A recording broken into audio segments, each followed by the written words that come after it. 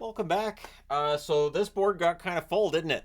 And you know what? This is the most enjoyable game I have watched in this round of playoffs. There's been defense, defense, defense.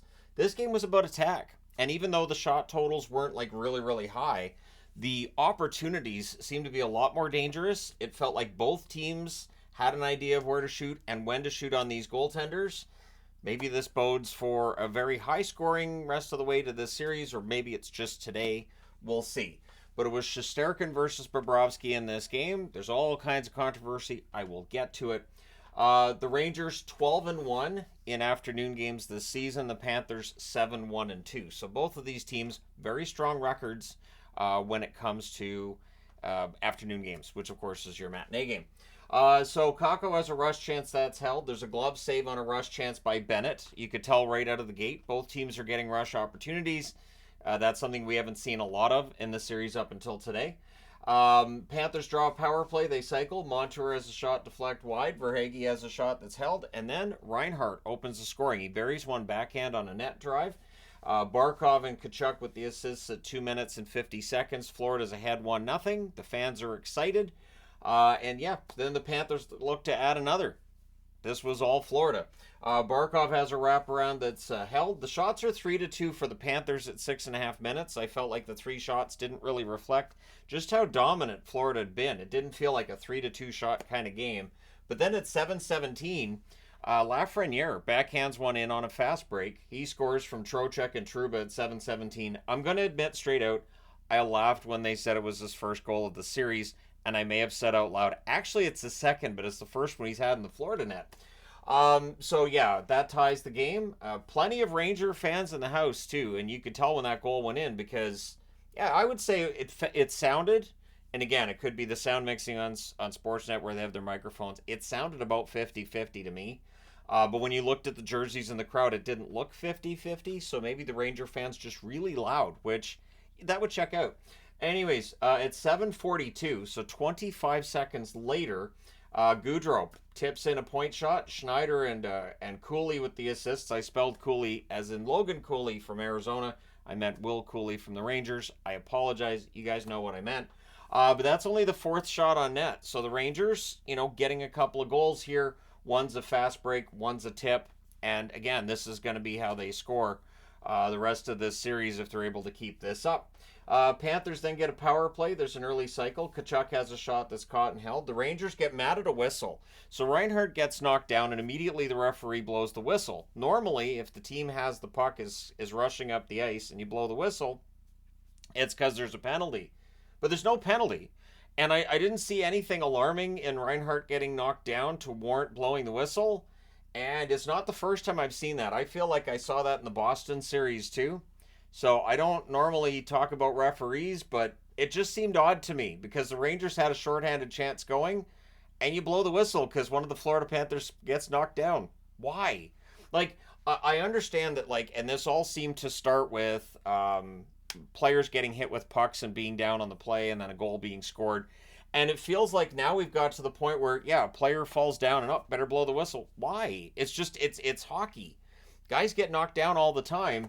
But yeah, so I totally agree with the Rangers being upset with that. So the Panthers then set up. It's cleared. There's a late cycle by Florida. The Rangers block. They clear, and another clear ends it. Ekblad has a shot after. That's held.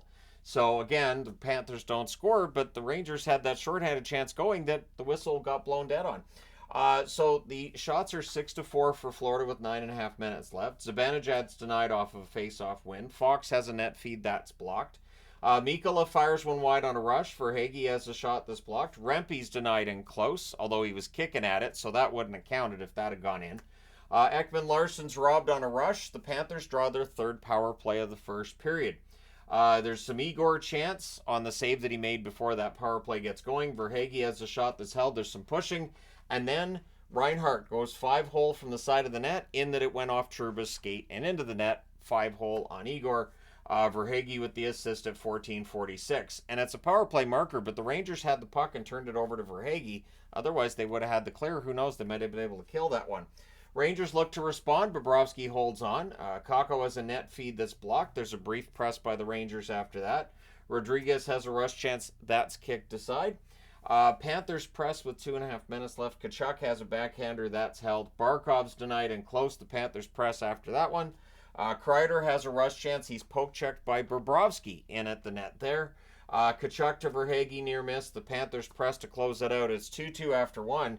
And then the announcers are like, well, the coaches are going to be telling them both to really lock it down defensively. And it's one of those things that just makes me wonder, why? This was a very entertaining period of hockey. There were lots of chances for both teams. The period's tied. Like, it's not like one team's running away with it and the other one has to lock it down.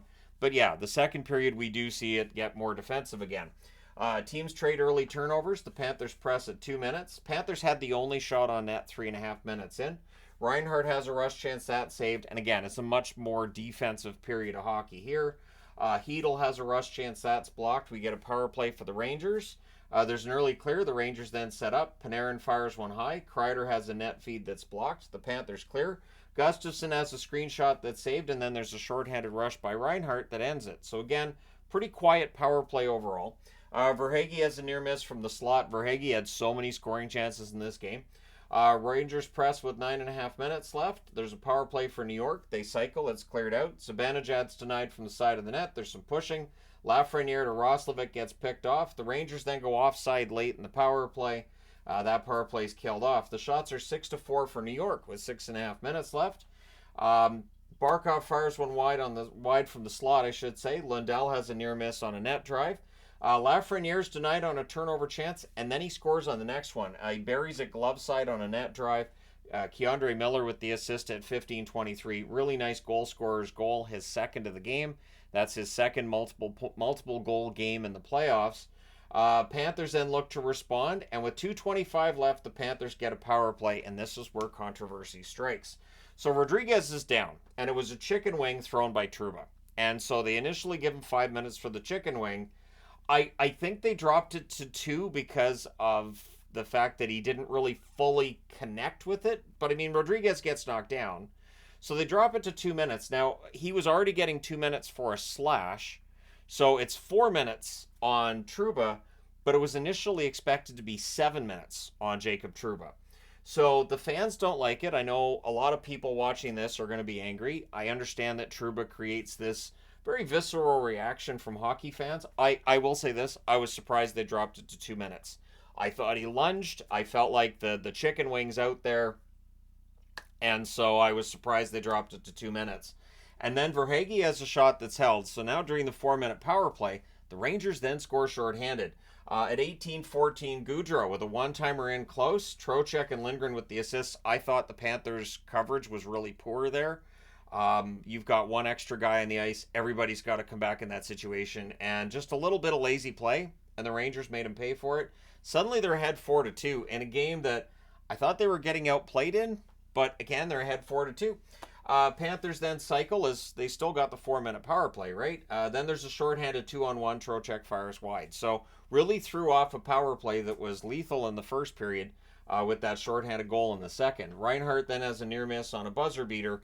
It's 4-2 for the Rangers after 2. And I was thinking, all right, well, the Rangers are up 2-1, or up by 2 after 2. They're going to be up 2-1 in the series. Well, third period, there's a shorthanded rush by Trocheck. There's another clear. The 4-minute penalty's killed off, and the only team that gets a goal out of it is the New York Rangers. Montour then has a slot chance, or high slot chance, that's blocked. Kakko looks to jam one in. That puck gets held. Shots are one apiece at 4.5 minutes. So again, not a lot of opportunities early in that period. Verhaeghe has a shot that's caught and held. Reinhart has a near miss from the side of the net, and then Barkov tips one in close. It actually goes off his glove and into the net. Verhaeghe and Mikkola with the assist at 5:04. He did not direct it with his glove. It just deflects off his glove into the net. There was some debate about whether or not that goal should have been legal and yada, yada, yada. They didn't challenge it, though. And I think if the Rangers felt like they had any chance of overturning it for the puck being gloved into the net, I think they would have challenged it. It's just it's just a deflection. It's just like when it deflects off a skate, there's no kicking motion. In this case, it deflects off the glove, and I understood why the goal stood. Bennett's then denied as the Panthers look to tie it, and then that momentum just leads to another goal on a face-off win after an icing by the Rangers. And the Rangers were icing the puck a lot today. Forsling gets one from Tkachuk and Bennett at 6:58. So Gustav Forsling's been so dangerous in these playoffs, and he gets the game-tying goal. We are looking at a 4-4 game. Panthers then look for the lead. The Rangers are forced to ice it. Again, there was a lot of icing by the Rangers in this game. Bennett has a shot that deflects out. It's really all Panthers at this point. The shots are 7-2 for Florida at 8.5 minutes. And then Peter Laviolette makes a really smart move. He calls a timeout, basically to say, look, it's a tie game. Guys, we can still win this. Just get your heads out of various body parts that their head might have been placed into. And it kind of works. Zibanejad has a rush chance that's saved, and the Rangers get a little bit of a press after, and that's directly after the timeout. Trouba has a shot that's blocked. The teams exchange rushes. Gustafsson has a shot kicked aside. Forsling's denied. The Panthers press after. 7:34 left. The Rangers get a power play, but they review it, and they find out that Zibanejad hit himself in the face with his own stick. So, nope, no power play. And then, with 5:37 left, the Panthers draw a power play. So, key power play. This is a power play that had been lethal earlier in the game. So they cycle. Montour has a shot deflect out. Verhaeghe has one that's saved. His next one was saved as well, and that was after he had one just go wide. And then he saved again. He had 5 shot attempts during that power play. Rangers finally clear it out late. They do kill it off, but that was one dangerous power play for Florida. Rangers get pinned down a bit. Some good desperate hockey by Florida. More pressure by them in the final minute. Tkachuk's denied, and the Rangers ice the puck with 19.8 seconds left. Normally, I wouldn't document that unless it was a 6-on-5, but I felt like, there's a lot of icings going on. Is this going to cost them? It doesn't. We end up going to overtime. So it's 4-4. Barkov has a rush chance that's defended, and the early jumps for the Panthers. They wanted to end this one quickly. Igor had other plans. Lafreniere to Zibanejad gets blocked. Igor holds on to a dangerous puck. It wasn't a shot on net, but he holds on to it before Florida can get there. Lafreniere then has a turnover chance. That's kicked aside as he's looking for the hat trick. Both teams turning it over. I thought this game is not going to a double overtime because both teams were kind of sloppy with the puck in the overtime. Rodriguez is absolutely robbed. There's good forechecking by Florida as well. There's a near miss for Stenlund. The Rangers clear it. And then Wenberg has a shot that deflects out. Tarasenko has a net drive. That's defended. A face-off win. The Rangers score. And the Panthers kind of protest for it being gloved in. Now, it's overtime. So I heard Gary Galley say, well, Florida could challenge here. You do not need to challenge a goal in overtime. All of them are reviewed automatically. There is no need for a challenge. And it's ruled to be a good goal. And on the replay, I was watching, of course, the Sportsnet feed. I don't have access to the ESPN feed anymore. But they showed that it was actually between the hands of Wenberg. So not gloved in at all. Wenberg with the nice tip, and Lindgren and Kakko with the assists at 5:35. If you believe that he put it in off of his glove, then both teams had one that goes in off the glove. As I've said previously in the playoffs, 2 wrongs make a right. Homer Simpson got that one right. 5-4 overtime win for the Rangers. They're ahead 2-1. This is the first time in these playoffs where Florida's lost back-to-back games. They've now lost back-to-back in overtime, and this is the first time that they've been behind in a series, I do believe. I don't think they were behind in the Boston series at all. Shots on net, 14-8 for Florida in the first, 7-5 for the Rangers in the second, 13-4 Florida in the third, and 6-4 Florida in the overtime. Florida outshoots the Rangers 38-23. Power plays, the Rangers 0 for 2, Florida 2 for 6. So special teams get Florida to overtime. The Rangers doing it both 5-on-5 and with a shorthanded marker. Then the hits, 34-32 for Florida. So not an overly physical game, but pretty good hit totals there. Shesterkin saves 34 out of 38. He was very good when he needed to be late in the third period and in the overtime. Bobrovsky, 18 saves on 23 shots. I think he bounces back in game 4. But we'll see. I'm perfectly fine with some nice offense. This was so much fun to watch. I really enjoyed watching this game. And it was close. Either team could have won it. I don't think the better team wins today, but that's not always the case. I've talked about that before. Sometimes the team that should win a series doesn't. Sometimes the team that should win a game doesn't. It's just sometimes that's the way hockey goes. And Florida's going to look to bounce back and tie the series in game 4. But I was severely entertained throughout. It definitely helps when I don't have like an emotional attachment to either team. I'm just watching good hockey. And that's what today was. So thank you guys so much for your support. Let me know your thoughts in the comment section below regarding tonight's game. Don't forget to hit like and subscribe if you haven't done so already. And I would imagine that the comments will be about the officiating, hate for Trouba, and probably about some gloved-in goals. That's my prediction. We'll see. Thank you guys so much for all your support. I will talk to you again soon.